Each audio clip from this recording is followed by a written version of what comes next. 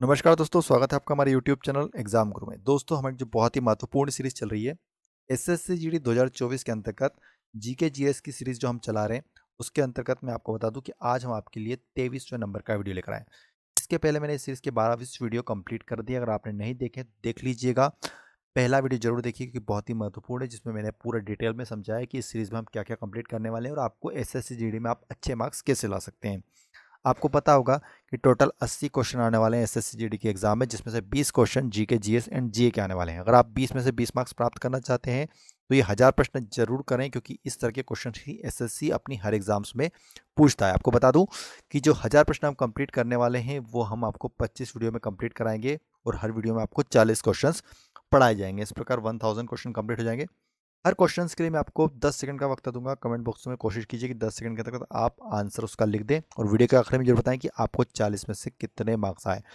और मैं आपको ये भी बता देता हूँ कि हर वीडियो में मैं पिछले वीडियो से कुछ क्वेश्चंस रिपीट करता हूँ, जिससे कि आपका साथ साथ रिवीजन भी चलता रहे। तो चलिए बिना टाइम वेस्ट किए आज का हमारा 23वें नंबर का video SSC GD 2024 GK GS series का शुरू करते हैं। भारतीय कम्युनिस्ट पार्टी का अस्तित्व किस वर्ष में आया था? भारतीय कम्युनिस्ट पार्टी का अस्तित्व किस वर्ष आया? इसका राइट आंसर हो जाएगा ऑप्शन नंबर डी 1925। कब आया था? 1925 में।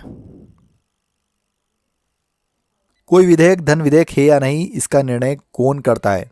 कौन डिसाइड करता है कि कोई विधेयक धन विधेयक है या नहीं? इसका सही उत्तर दोस्तों ऑप्शन बी लोकसभा अध्यक्ष डिसाइड करता है कि कोई विधेयक कानून धन विधेयक है या नहीं। लोकसभा अध्यक्ष। पुरान पराना तथा पराग्वे नदियों के संगम के पश्चात इसका सम्मिलित नाम हो जाता है। क्या बोलते हैं इसको? इसका राइट आंसर दोस्तों ऑप्शन डी ला प्लाटा। क्या बोलते हैं पराना और पराग्वे नदियों के संगम को? ला प्लाटा। मेगास्थनीज ने भारतीय समाज को कितनी श्रेणियों में विभाजित किया था? कितनी श्रेणियों में विभाजित किया था? इसका सही उत्तर दोस्तों option number D right answer. 7 श्रेणियों में विभाजित किया था मेगास्थनीज ने। हाइड्रा का प्रचलन अंग है, बताएंगे दोस्तों।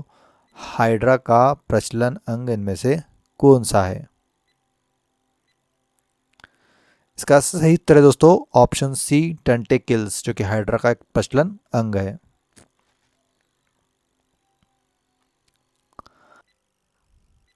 ऑस्ट्रेलिया महाद्वीप से होकर कौन सी अक्षांश रेखा गुजरती है? बताएंगे कौन सी अक्षांश रेखा गुजरती है ऑस्ट्रेलिया महाद्वीप से? इसका सही उत्तर दोस्तों मकर रेखा। ऑस्ट्रेलिया महाद्वीप से कौन सी अक्षांश रेखा गुजरती है? मकर रेखा। राज्य मंत्रिपरिषद रूपी जहाज के निर्देशक चक्र का चालक होता है। बतलाएंगे कौन होता है? इसका राइट आंसर हो जाएगा दोस्तों ऑप्शन बी मुख्यमंत्री। राज्य मंत्रिपरिषद रूपी जहाज के निर्देशन का मुख्य चालक कौन होता है? मुख्यमंत्री। लाइफ डिवाइन पुस्तक के लेखक इनमें से कौन है? बतलाएंगे लाइफ डिवाइन पुस्तक के लेखक इनमें से कौन है? इसका राइट आंसर को दोस्तों option D Arvind Ghosh. Life divine पुस्तक के लेखक कौन है? अरविंद घोष है।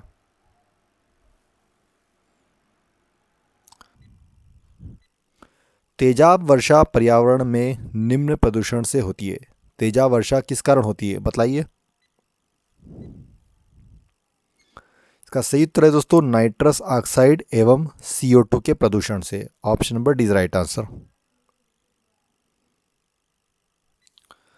किस अनुच्छेद के तहत संसद को नागरिकता के संबंध में कानून बनाने का अधिकार प्रदान किया गया है? कौन सा अनुच्छेद है वो? इसका सही उत्तर है option number D right answer. अनुच्छेद 11 के तहत ये प्रावधान उपलब्ध है।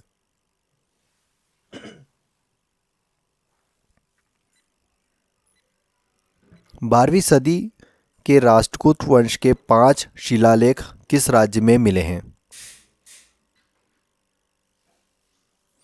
राइट आंसर हो जाएगा दोस्तों option number B right answer. Karnataka राज्य में। कहां पर मिले? कर्नाटक राज्य में।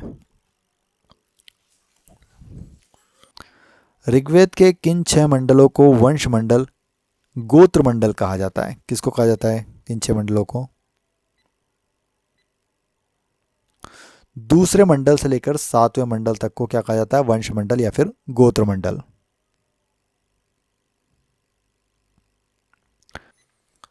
प्राकृतिक वर्णवाद से विशेष संबंध था, बताएंगे दोस्तों, प्राकृतिक वर्णवाद से विशेष संबंध किसका था? इसका सही उत्तर को दोस्तों ऑप्शन ए, चार्ल्स डार्विन का। किसका था? चार्ल्स डार्विन का। अशोक लीलैंड नाम के ट्रकों का उत्पादन किस औद्योगिक घराने द्वारा किया जा रहा है? आपने देखे होंगे ये अशोक लीलैंड वाले। तो इसका सही उत्तर है दोस्तों option number D is right answer, Hinduja group के द्वारा। किसके द्वारा किया जाता है? हिंदुजा ग्रुप। रबड़ की कृषि के लिए कितनी वर्षा होना आवश्यक है? तो कितनी सेंटीमीटर वर्षा होना आवश्यक है रबड़ की कृषि के लिए? इसका सही उत्तर दोस्तों ऑप्शन सी, 250 से 300 सेंटीमीटर वर्षा की जरूरत होती है रबड़ की कृषि के लिए।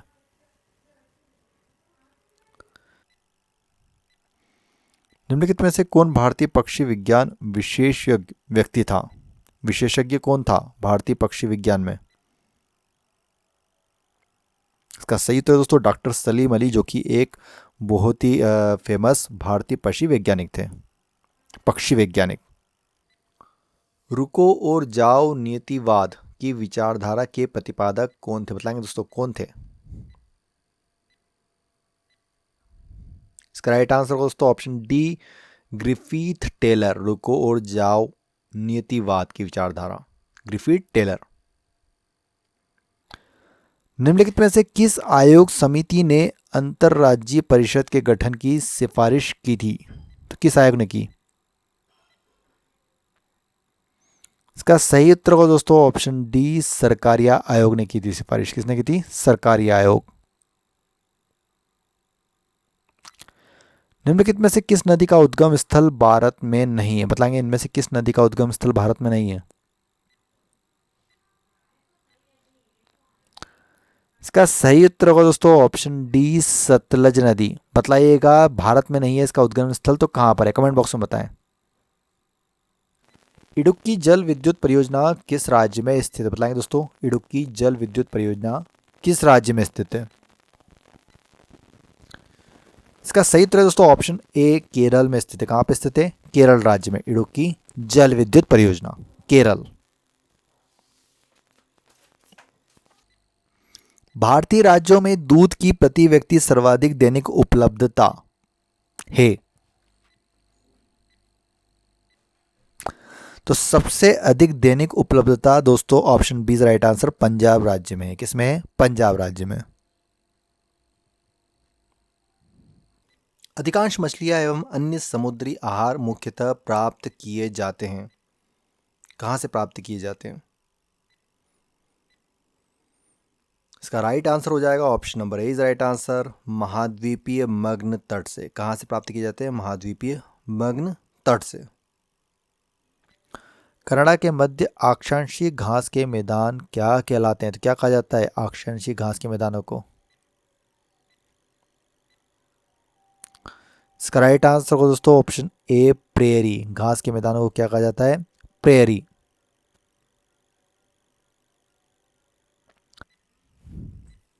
गांधीनगर जवाहर सागर तथा राणा प्रताप सागर बांध किस नदी पर निर्मित है? इसका सही उत्तर जाएगा दोस्तों option number C right answer, Chambal. किस नदी पर स्थित है? चंबल नदी पर।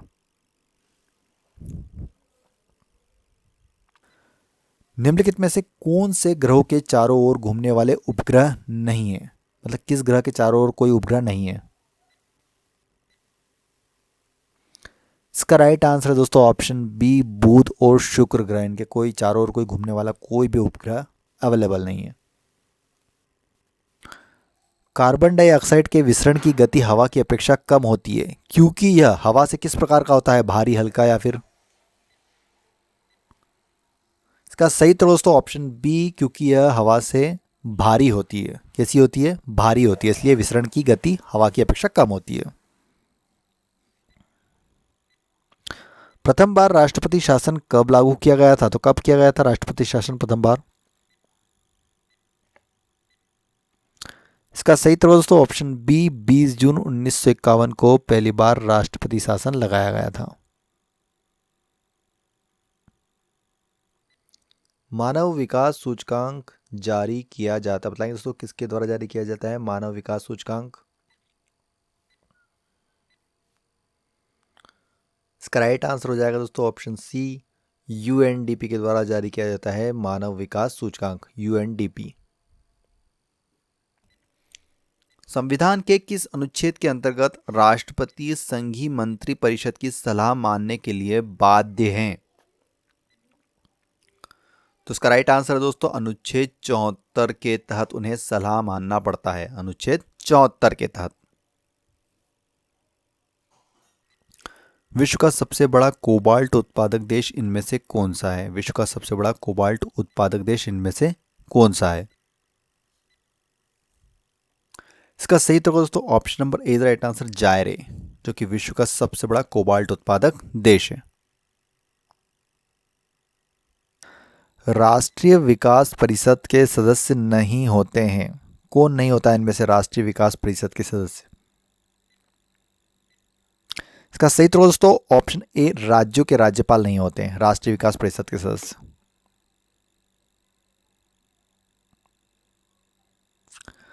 विश्व में अखबारी कागज का सबसे बड़ा उत्पादक देश इनमें से कौन सा है? बताएंगे दोस्तों कौन सा है सबसे बड़ा उत्पादक देश? इसका राइट आंसर हो जाएगा दोस्तों ऑप्शन ए, कनाडा, जो कि विश्व में अखबारी कागज का सबसे बड़ा उत्पादक देश है। निम्नलिखित में से कौन एक ज्वरीय बंदरगाह है? बताएंगे इनमें से कौन सा एक ज्वरीय बंदरगाह की श्रेणी में आता है?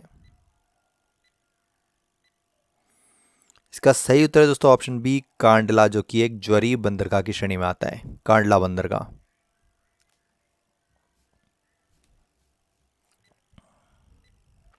Poverty and un British rule in India किसकी पुस्तक है? किसने लिखी है पुस्तक? इसका सही उत्तर होगा दोस्तों option number C right answer, Dadabhai Naoroji के द्वारा लिखी गई है पुस्तक poverty and un British rule in India. अब तक कितनी बार राष्ट्रीय आपातकाल की उद्घोषणा राष्ट्रपति द्वारा की जा चुकी है?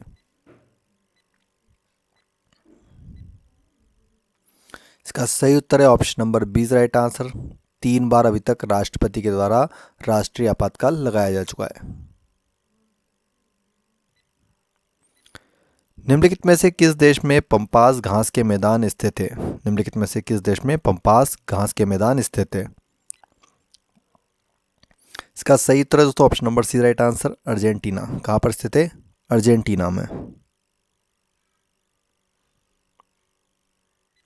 भारत की सबसे बड़ी बहुउद्देशीय नदी घाटी परियोजना इनमें से कौन सी है? बताएं कमेंट बॉक्स में।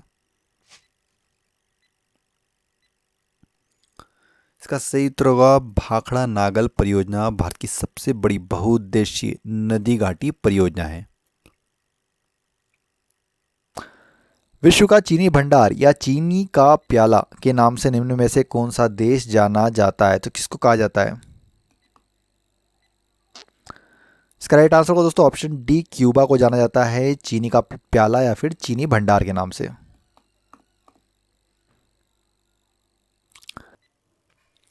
बलुआ पत्थर परिवर्तित होता है, बलुआ पत्थर इनमें से किसमें परिवर्तित होता है?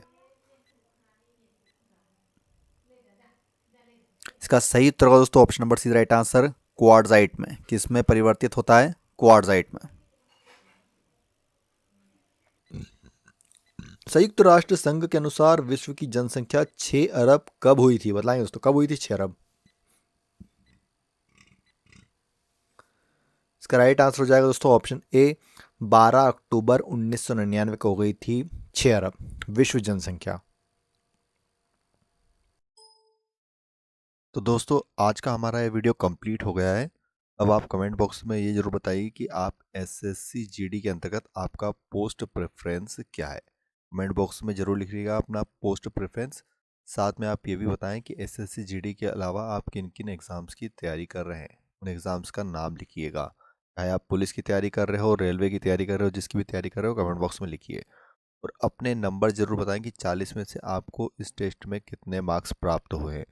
साथ साथ इस वीडियो को अपने दोस्तों के साथ व्हाट्सएप पर, जितने भी आपके स्टडी के ग्रुप हैं उनमें शेयर ज़रूर कीजिए। वीडियो पसंद आए तो प्लीज़ वीडियो को एक लाइक ज़रूर कीजिए। वीडियो देखने के लिए बहुत बहुत धन्यवाद। जय हिंद, जय भारत, वंदे मातरम।